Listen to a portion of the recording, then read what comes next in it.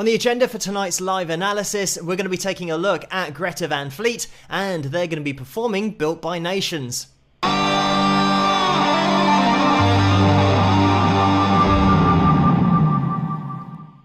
So we've just finished doing the live analysis, and unfortunately it's been blocked worldwide because of copyright. So I'm re-editing it and uploading it again, so you guys that did miss it can now see the analysis, and there's going to be a link to the original performance video in the description below, which I do mention in the live analysis as well. So I will let that live analysis now play through, and I hope you guys enjoy it. If you do, please give it a thumbs up and subscribe, and I'll see you guys in the comment section.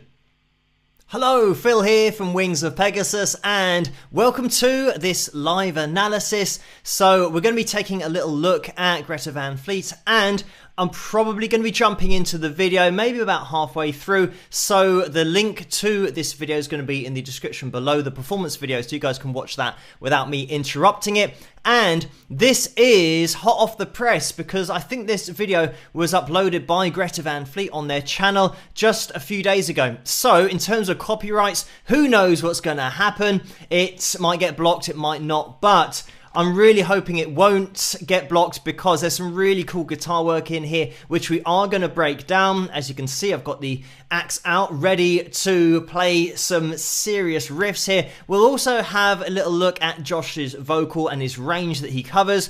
But thank you guys in that live chat room for joining me tonight. Let's see if we can get it all up on screen and working. And as I said, I'm going to jump into it. So let's see how they get on. I'm just going to jump in here. These guys are a proper band, just old school, live, serious riffage going on as well. And the way that Josh just sits in that place with his vocal, he is such a great singer, but such a unique singer in the way that his range sits so high compared to normal guys when you're talking about a normal baritone. This guy, Josh, he can just hit those high E's. And when I talk about high C, I'm talking about an E higher than the high C. So that C5 that we always refer to is going to be an E5, and sometimes we're going higher than that, F sharp 5. So we're talking about counter tenor range. I might actually just quickly get the piano up on screen, even though we are going to be focusing on the guitar mostly, but I think it is important to just show you guys the ranges and where Josh's vocal sits. And just having a look at this, hopefully you can see my arrow there. The high C, the male tenor high C that we always refer to, you can see is here. So we actually do have, I believe, an E3 in terms of where we're going down to, and we go all the way up to an E5. So we're going all the way up to here, and if you take 2 octaves below that, we're going 1 and then all the way down 2. I always say that with top singers, they cover an octave with their voice, and they can do that to take you from a verse into a chorus. But in this case, Josh just has, and Josh Kiska, by the way, these guys, there's 3 of them that are brothers, which is Jake as well. And Jake is on lead guitar. You've also got Sam, who's playing bass, and I believe Danny, who's going to be on drums, and Danny Wagner, to give him his full name. But having this range of over 2.5 octaves means that you can go to so many different places with the melody of the vocal. And what I love about Josh's voice is that he just floats up to these notes, and he's not forcing his voice to get there. It's not as if he's really straining and never hitting those notes. He just floats up into what sounds like a really clean head-voice connection, but then you can add a little bit of what sounds like rasp on there, but it sounds like a safe rasp. It's not one of those that's being forced through chest voice and damaging vocal cords. And that's why I think it's easier to listen to, because sometimes when you hear a singer who is struggling to hit notes and their voice sounds to start under strain because they are literally straining, it can be a little bit uncomfortable to listen to. But you can hear that Josh's vocal is just so well put together, but just with great technique. And that's something that I mentioned about when I first did Greta Van Fleet a very long time ago, looking at one of their live performances. I just said about this lead singer's technique seems to be top notch, and you can't sing in this kind of range going that high without having great technique. If he was forcing it out, it just wouldn't work because he'd burn out his voice, he'd get vocal nodes, he'd get nodes on his vocal cords, which means that he might have to have surgery, all that kind of stuff when people force their voice. And I really don't get that impression from Josh and the way that he delivers his vocal. But anyway, just to give you guys a quick idea of the vocal and the range that we were covering there, and the fact that, I mean, you can see on the diagram that everything is just for reference. All of the ranges are written on this, so you can see the way that the tenor range, male tenor range, pretty much goes to A4, and that's what it is described as. But pretty much anything above that A4 you can describe as being in male tenor range, but this is more the countertenor range because we are getting up to E5 and even higher than that, like I said, the F sharp. So anyway, let me get this off the screen so that we can focus a little bit on the guitar, because what we have here is a pick, which we'll need, and we have a really cool riff, which I think from listening to it, we go into a couple of time signatures, but we'll get into that later. And we've got a little bit of octave action, I think, going on with Jake's guitar tone here, as well as the bass being played the same riff underneath. So Sam is going to be playing the same riff the whole way through, but I am going to put on my Octavius that I've got going on, my T-Rex Octavius, if you want the pedal that I'm using. But we've got this, and by the way, we're in E minor here. We've got this, that kind of thing, which is so cool. I love this kind of riff when it's thrown together. And then we go into the...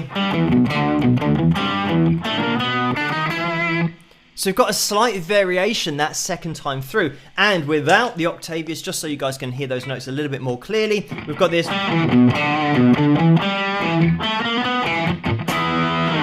3, 4. That's going to be the intro riff. Really cool stuff. And then we get into the verse. And what we have here, actually, this is not quite the verse yet, because the vocal doesn't come in yet, but we do get into chords now, rather than the riff. And we have this... It sounds like that kind of thing.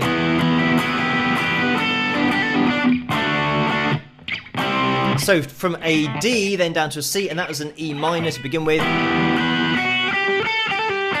And you just want to play in that little riff with the second finger, little finger, throwing in hammer-ons, pull-offs, and then, so that's 7th as well, the minor 7th, so when we're moving down to the D. And we don't have a straight change here. We don't go like that. We have a little delay, so we're going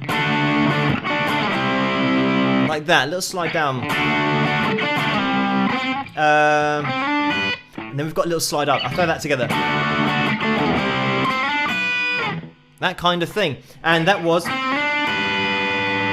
just sliding up from 5 to 7 on the G and throwing in that third finger, high E string, 7th fret. Kind of like that. So we've got that.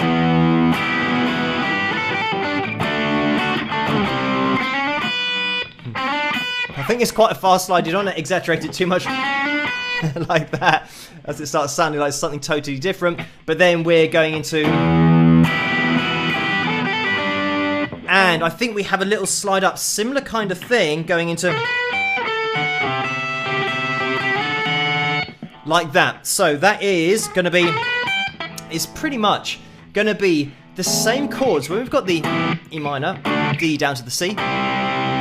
If you're now taking your chords,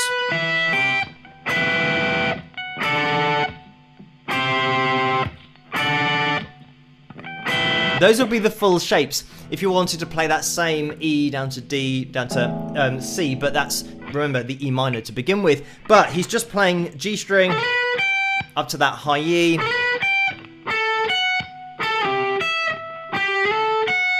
Like that. So you'll be able to hear that really singled out. I might actually take it back to the intro so that you can listen to all of that being pieced together. you're just in danger of listening to this because there's such a cool groove in there, and these guys are super tight, and this is all fully live as well. So just a great band. Obviously a lot of rehearsals gone into it. The groove that we get as well from Jake on the guitar is really cool. You'll be able to see his right hand is so flowing and so free with the way that he's playing this rhythm. I think probably what he's done is roll off a little bit of his volume in order to get a little bit of a cleaner sound. So we've got this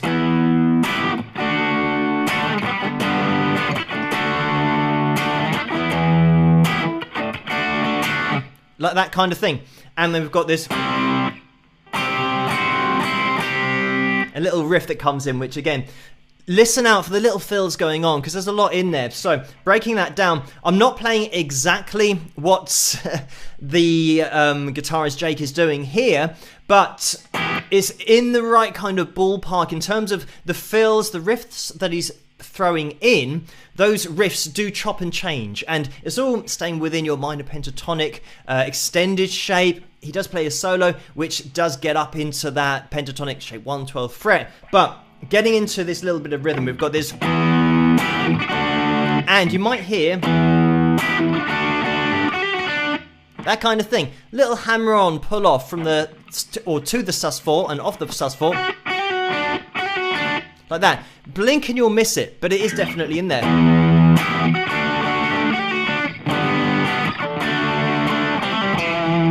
And that kind of thing, throwing in a little bit of riff work in your E minor pentatonic shape, the extended,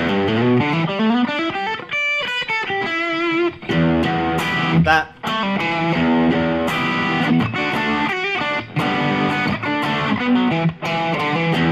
and all of these little runs like that,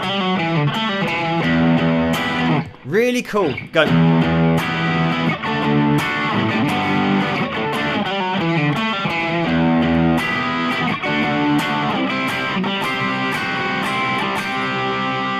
So that is the second half of the verse that I was just playing through there. Again, just slight variation, same chords as the chorus, going from the E minor, but we're not having the fill here.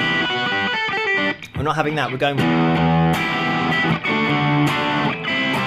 And we're jumping down to the C. It's difficult to see exactly what Jake is doing here, because I don't think, or at least I didn't catch it, him being in shot playing this C. But you can definitely hear this. And you can also hear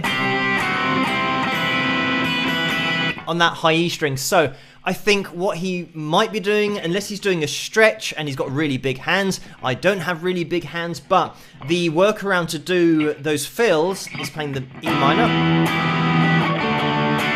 C in your standard position, and just substitute your third finger for your first finger. Now we've lost our root note, so don't worry too much about that. You can mute that with your first finger by resting on it, but now we're going... It's now freed up the rest of your fingers, rather than being stuck down here, to now play that. And when you are playing these, you want to try and mute that high E string, because you're not going to want to have that ringing out. We want the focus to be on just the notes that we're adding to that underlying C chord.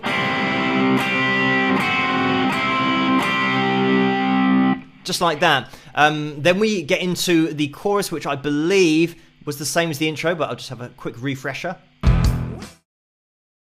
And there we have it, back into the verse. Listen to the way that with all of the playing here dynamically, when we're playing that riff, we're going into that octave sound on the guitar, so it's a lot fuller. But then when we get into the verse, the octave is taken off. You'll be able to see Jake, well, not run forward, but walk forward, click off his octave pedal, and then go back into his more crunchy rhythm tone that he's got going on. So you can start to hear those little fills, all of that stuff. And it starts to become a little bit more distinguishable from the rest of that song with the riff and the chorus. So, yeah, the chorus were those chords. And same.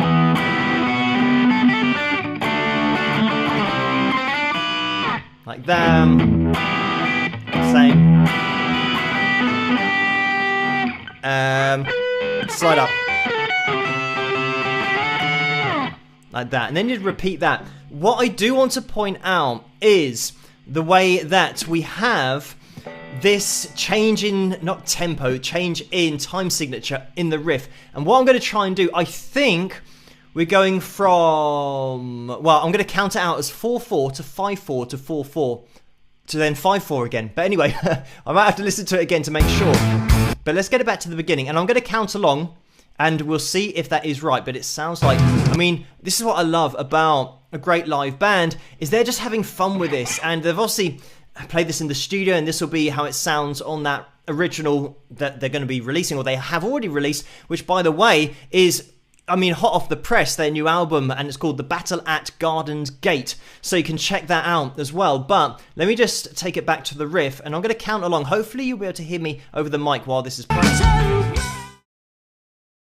This is it. If when you're counting to 5, it's going to allow you to then come back in for the verse. If you're just counting to 4 the whole time, you're going to be out. And this is why maybe if you're tapping your foot along to this, it might feel like it doesn't quite fit, and you don't know where you are, but you've got to know how many numbers to count, and then you'll be able to get back into the verse. But when we are back then into the verse, we bring everything down. Again, really cool playing from Jake, and I mean the rhythm section here is totally solid. It has to be for live, as I always say. So quick shout out to Danny, the way that he goes off on the drums, just filling in this space with great playing, a little mini drum solo. So we've got real technical ability across the whole band when we're talking about drums, bass, guitar, lead guitar when Jake gets into it, but also lead vocals with a guy like Josh with such Josh with such a great range, but seemingly so easy. Just the way that he delivers it, so you can get into the performance.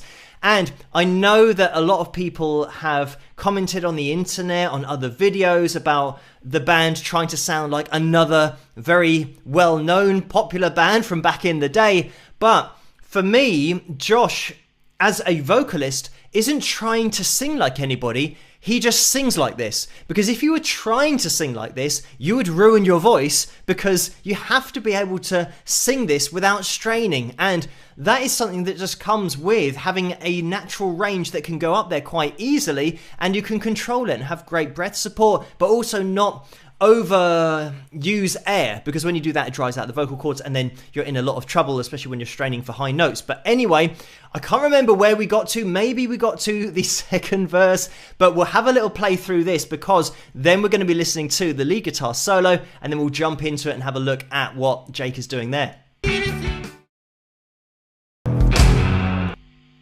And there we have it. And then right at the end there, okay, there was that little F sharp that I was saying vocally that Josh goes up to. Just crazy in terms of that range. And that is the F sharp 5, by the way. So find that on your guitars. That is seriously high, 14th fret of that high E string. And I think he does sometimes even go higher than that with his vocal, which it's great because he just floats up there. It sounds so natural to him in order to be able to cover that range. But getting into the little bit of the solo, we have a really cool little section on the C sus2, which builds up into the solo. And by the sounds of it, we had this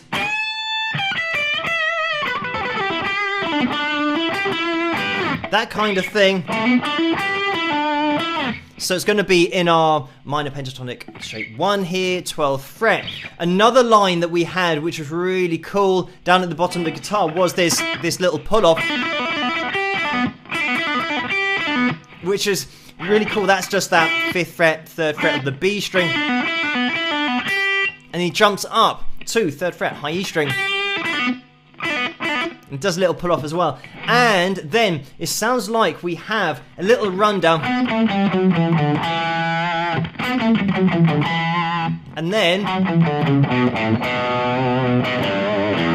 that kind of thing. Really cool the way that that's been thrown together. But this is the thing about having a band where you can have the technical ability to hold down a lead guitar solo, for example, because there aren't a lot of bands like this around at the moment who just play classic rock, and it's just an old school band having guys that are great on their instruments individually in order to just hold down a solo if you want them to. So I might actually just have another little listen to that solo, because why not, and have a little listen to, I think pretty much I got most of it. I'll have another little listen.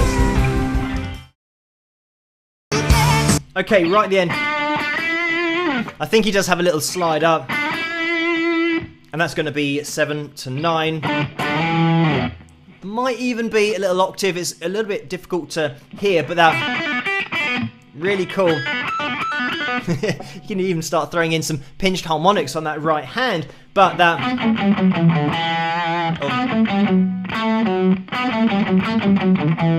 I'm not sure exactly what the run was, but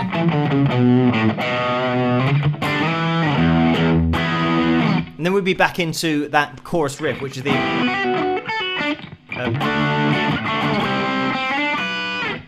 that kind of thing. So we've got some really cool stuff here, and if you do play guitar, there's so much here that you can get your teeth into, because there's the rhythm which you really want to approach with that right hand. I mean, the riff is really cool, and I will play that again before we finish, even though I know that we are almost with our half-an-hour limit that we try and set to these live analysis videos. But having the rhythm in there, you'll see it's all about having that freedom on that right hand. So when we get that,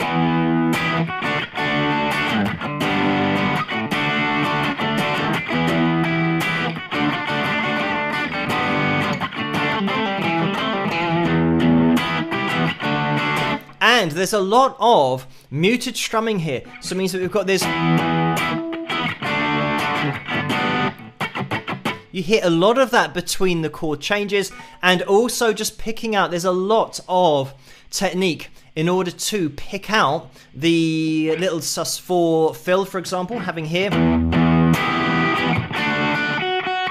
and being able to single out that B string to play your fill. And then, same thing there, transitioning from being quite free with that right hand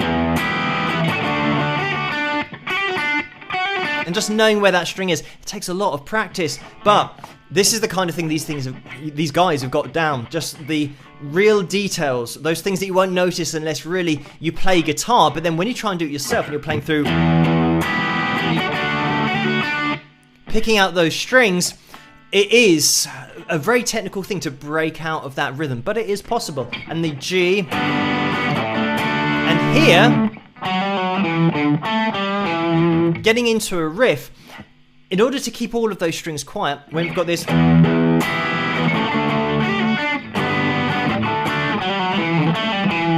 just those transitions from rhythm play into lead, and here, and taking your audience's focus to exactly where you want on the guitar. It's an art in itself in order to play a fill, but then only get those strings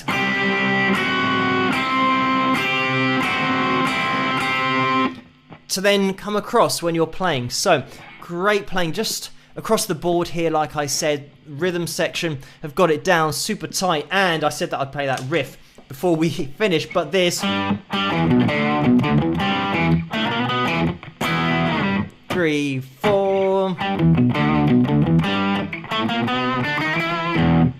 It's just really cool because of the way that it's pieced together, but also then the fun that they have with it by changing the timing and just messing with your head a little bit. If you're not really on the ball, you would be tapping your foot in the wrong place. But great live performance here, and this is Built by Nations, the song, and as I said, this was only released on their YouTube channel a few days ago, or the 27th, which I think that was yesterday, wasn't it? Because it's the 29th tomorrow. So it is hot off the press, and check out their album if you get a chance, The Battle at Garden's Gate. That's what it's called. But great live performance here, and it's just great to see a band playing live and not lip syncing and not using auto tune, all that kind of stuff. Just an old school band that you couldn't really get into here. But anyway, thank you guys for joining me tonight, and thank you, Victoria, for the donation.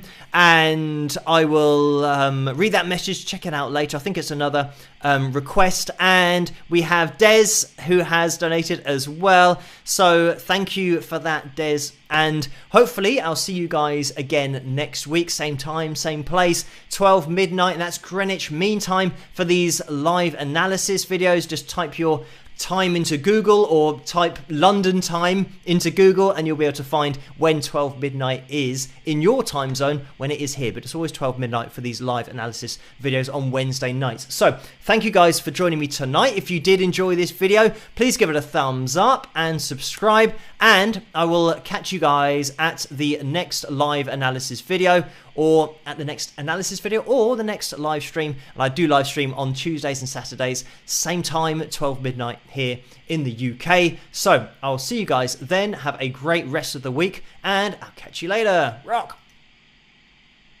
And the live analysis, it seems to have all gone wrong at the end, but I'm just going to say that that was not my fault. That was the program loading. So what I'll do, what I might be able to do right at the end, is I could edit this and make it look really smooth at the end, as if that never happened. So I'm going to say have a great evening, and I'll catch you guys at the next one. Rock!